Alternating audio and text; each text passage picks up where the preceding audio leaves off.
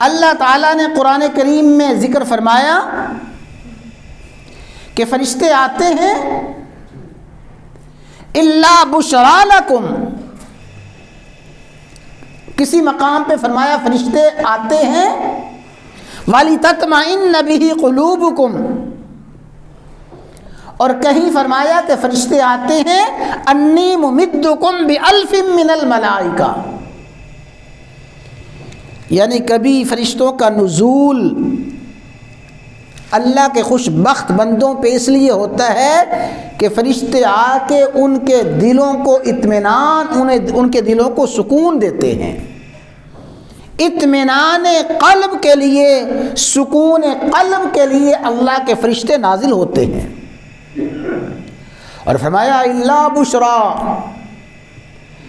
کہیں فرشتے آتے ہیں کسی بندے پہ آتے ہیں، آ کے ان کو بشارتیں دیتے ہیں،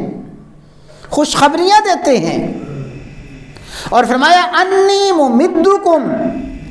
میں فرشتوں کو بھیجتا ہوں، اس لیے فرشتوں کو بھیجتا ہوں کہ جاؤ جا کے میرے بندوں کی مدد کرو، میرے بندے جس کام میں لگے ہوئے ہیں،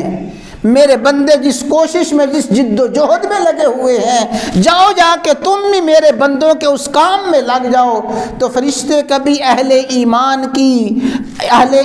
کی تسلی کے لیے، اطمینان کے لیے، سکون کے لیے نازل ہوتے ہیں، کبھی فرشتے اللہ کے مقرب بندوں کو خوشخبریاں دینے کے لیے آتے ہیں، اور کبھی فرشتے اللہ کے بندوں کی مدد اور نصرت کے لیے زمین پہ آتے ہیں۔ تو فرشتوں کا نزول، اور میں نے اس کو دوسرے الفاظ میں عرض کیا کہ فرشتوں کی صحبت، فرشتوں کا ساتھ، فرشتوں کی دوستی اور یاری۔ اور میرے بھائیوں، اس حقیقت کو ہر کوئی سمجھتا ہے کہ جیسی یاری ویسی ہی سیرت، جس کے ساتھ دوستی ہوگی اس کی دوستی کے اثرات لازماً ہوں گے۔ جس کی فرشتوں کے ساتھ دوستی ہے،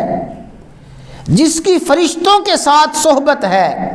جس کی فرشتوں کے ساتھ یاری ہے، یقیناً فرشتوں کی صحبت، فرشتوں کی دوستی کے بھی اثرات ہیں، اور جن کو اللہ تعالیٰ نے یہ سعادت عطا فرمائی ہے کہ فرشتوں کا نزول ہوتا ہے، یقیناً اس کے اثرات کو محسوس کرتے ہیں۔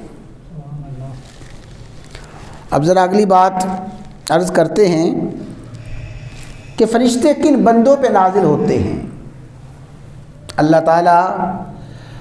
ہمیں بھی ان خوش بخت بندوں میں شامل فرما دے کہ فرشتوں کا نزول جن پہ ہوتا ہے، جن کو فرشتوں کی صحبت، جن کو فرشتوں کا ساتھ نصیب ہوتا ہے۔